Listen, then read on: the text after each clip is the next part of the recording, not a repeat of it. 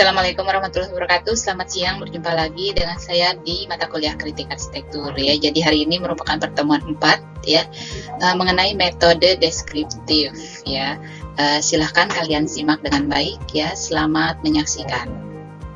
Oke, jadi pembahasan mengenai kritik deskriptif ini merupakan suatu penggambaran fakta pada permulaan suatu bangunan, di mana permulaan suatu bangunan diketahui sebagai suatu keadaan yang sesungguhnya terjadi ya, di mana deskriptif ini mencatat fakta-fakta dari pengalaman seseorang terhadap bangunan atau kota ya. Bagaimana seseorang tersebut merasakan ruang di dalam suatu bangunan atau perkotaan ya. Bentuknya ini dapat berupa penilaian ataupun penginterpretasian terhadap objek bangunan tersebut. Kritik deskriptif ini terdiri dari 3 macam atau 3 tipe ya, dimana yang pertama adalah kritik depiktif ya. Kritik depiktif ini lebih mengacu kepada aspek-aspek statis, dinamis dari suatu bangunan ya, baik secara verbal maupun grafis ya. Fokusnya adalah terhadap elemen-elemen bentuk, bahan dan juga permukaan. Kemudian ada juga kritik biografis ya. Di dalam kritik biografis ini terdapat catatan-catatan mengenai pembuat bangunan yang sedang diamati ya. Kemudian kritik kontekstual, di mana kritik kontekstual ini merupakan paparan beragam peristiwa yang berasosiasi dalam suatu bangunan. Yang pertama adalah kritik depiktif ya. Kritik depiktif ini terdiri dari beberapa aspek. Yang pertama adalah aspek statis ya. Aspek statis di sini artinya adalah kritik ini apa adanya ya. Jadi memaparkan suatu tanggapan ya berupa keadaan sebenarnya yang terjadi di lapangan. Kemudian sensitivitasnya terhadap hal-hal yang mendetail ya. Jadi sangat mendetail dan juga berdasarkan pengalaman-pengalaman yang terjadi pada bangunan tersebut. Dan juga di dalam aspek statis ini fokus terhadap objek pengamatan ya. Kemudian di dalam aspek statis terpusat juga pada aspek bentuk, kemudian material dan juga properti tekstural ya, dan tersebar dalam berbagai karya tulis dan bersifat kritis. Penggambaran yang paling akurat dan komprehensif dalam aspek statis ini berupa media grafis ya, atau diagram atau foto untuk menjelaskan bentuk, material, tekstur bangunan, kemudian pengukuran dan juga deskripsi verbal serta kondisi pada detail suatu bangunan. Contoh dari kritik depiktif aspek statis ini ya, seperti salah satu tulisan ya yang memaparkan mengenai suatu material bangunan ya yang ada pada suatu objek bangunan ya, yang merupakan suatu bentukan yang terdiri dari material-material seperti gelas atau kaca ya, kemudian granit ya di samping dindingnya, kemudian dilengkapi dengan berbagai macam peralatan dan sebagainya. Nah, jadi contoh ini juga memaparkan bahwa di dalam aspek statis ini pengamat melihat apa yang dilihatnya pada suatu objek ya, sebelum dia memaparkan interpretasinya terhadap objek tersebut. Contoh yang lain adalah tulisan dari Pevsner sendiri ya, yang memfokuskan pada aspek-aspek materialistik dari suatu bangunan yang diulasnya. Contoh lain dari aspek statis ini ya dipaparkan melalui media grafis ya. Salah satu contohnya adalah penggunaan diagram ya, diagram dari detail suatu konstruksi bangunan ya, seperti ini.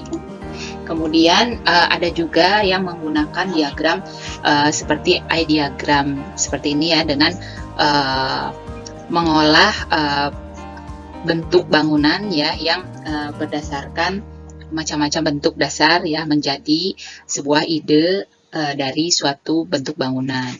Kemudian juga ada juga yang berupa sketsa ya, seperti salah satunya kita banyak melihat ya sketsa-sketsa atau ide besar yang diciptakan oleh para arsitek terkenal itu berasal dari coretan-coretan khas dari sang arsitek ya, yang dapat terwujud menjadi suatu bentuk bangunan yang sangat luar biasa ya.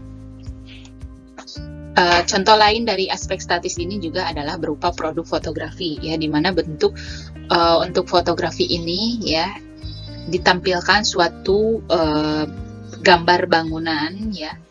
Salah satu contohnya adalah proses dari produk fotografi demolition composites ya, di mana di dalam produk fotografi ini ya ditampilkan karya seni fotografi yang mengulas tentang proses pemugaran atau pembongkaran dari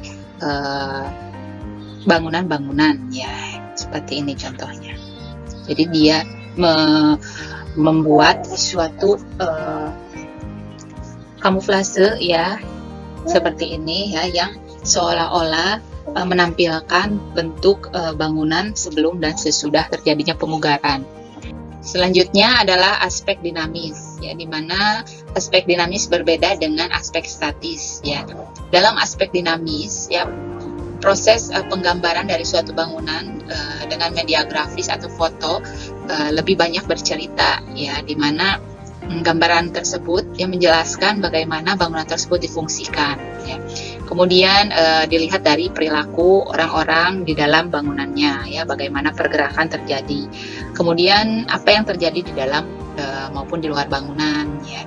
Kemudian bagaimana kondisi bangunan pada saat malam atau siang hari. Ya, pengalaman yang dirasakan seseorang pada saat di dalam bangunan tersebut seperti apa. Kemudian bagaimana keadaan bangunan terhadap pengaruh kejadian yang mengitarinya ya.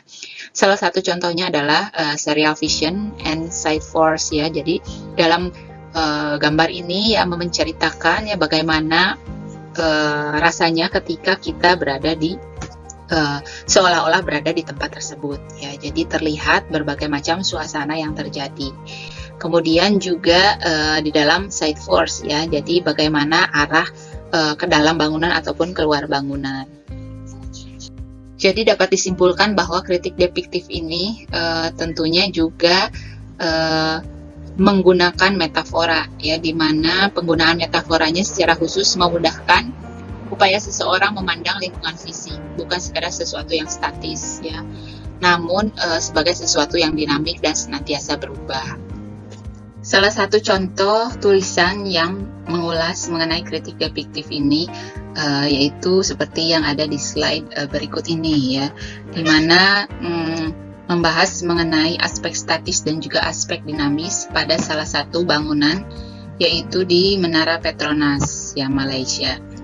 Nah, untuk pembahasannya sendiri ya, bahwa kritik depiktif berdasarkan aspek statis ini, di mana di dalam bentukan Menara Petronas tersebut ya, disebutkan bahwa aspek statisnya berupa suatu bentukan ya yang terlihat pada denah bangunan ya, berupa segi empat ya, dengan figur geometri ini ya, di mana bentuk menjadi salah satu aspek statis ya di dalam kritik depiktif ya. Kemudian juga material bangunan ya, yang diulas di dalam di dalam fasad dari Menara Petronas tersebut ya, yang kemudian juga diulas mengenai material pada struktur bangunan ya, seperti baja dan juga beton bertulang. Kemudian juga untuk fasadnya sendiri lebih dominan digunakan material aluminium dan juga stainless steel serta kaca. Untuk aspek dinamisnya sendiri di dalam Menara Petronas tersebut ya dikaji dan dilihat dari sudut pandang view siang dan malam ya, kemudian view interiornya, kemudian untuk lobinya, dan juga dari fasad Petronasnya sendiri ya. Selain aspek statis dan juga dinamis, terdapat juga aspek pelaksanaan atau prosedural di dalam kritik depiktif ya, di mana aspek pelaksanaan ini merupakan suatu proses yang menyebabkan lingkungan fisik tersebut hadir sebagaimana adanya ya.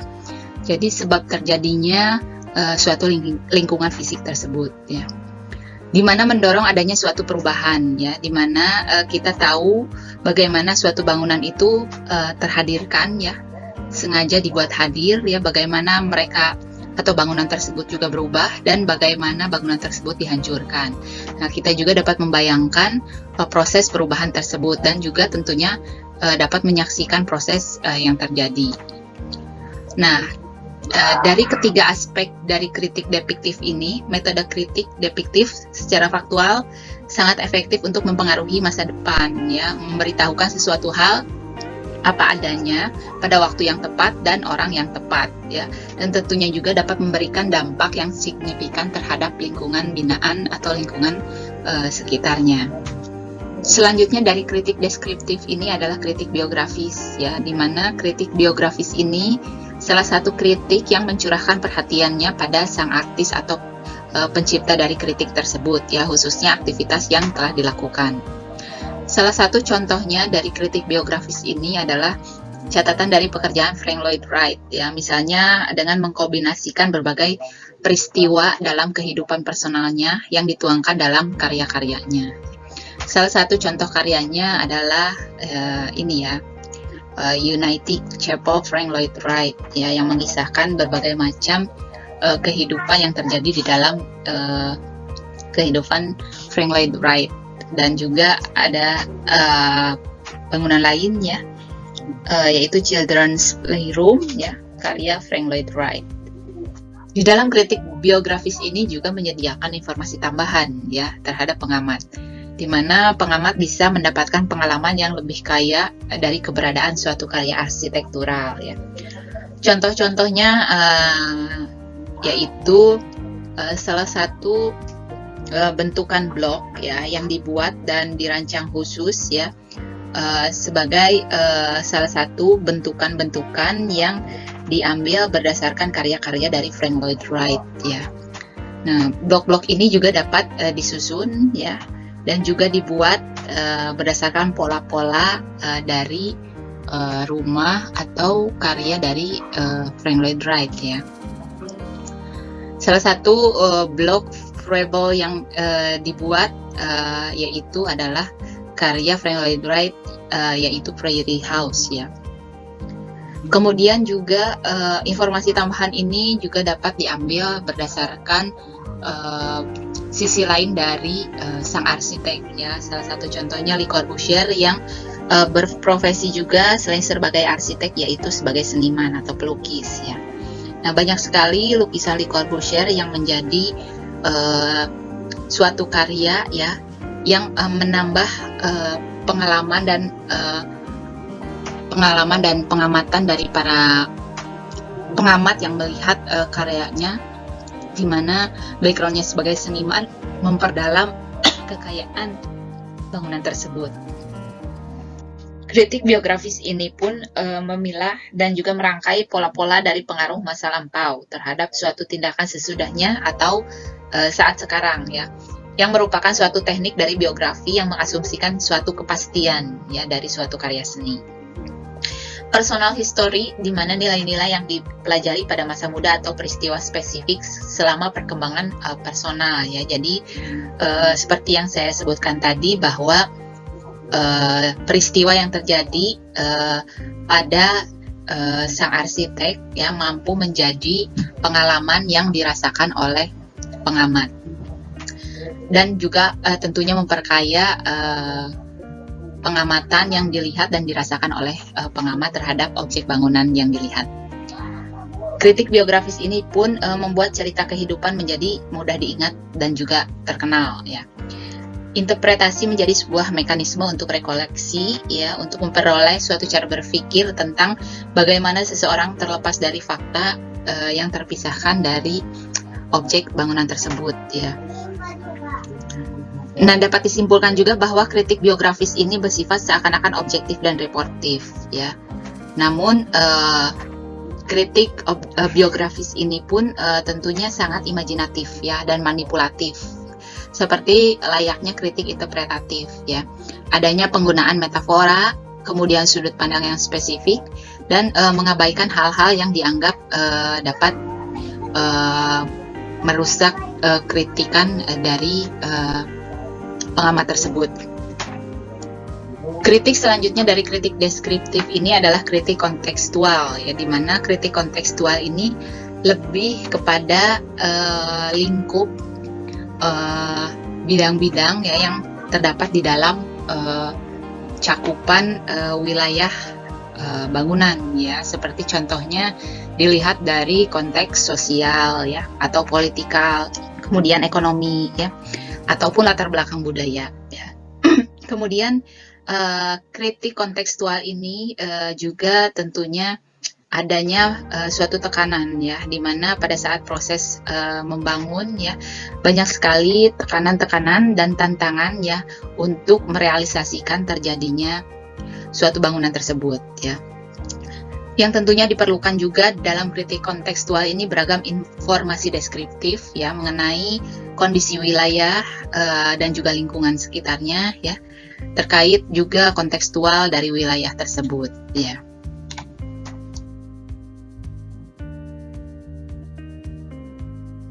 Oke, jadi sekian materi kuliah hari ini ya. Silahkan kalian pelajari lebih lanjut ya. Terima kasih. Sampai jumpa minggu depan. Assalamualaikum warahmatullahi wabarakatuh. Selamat siang.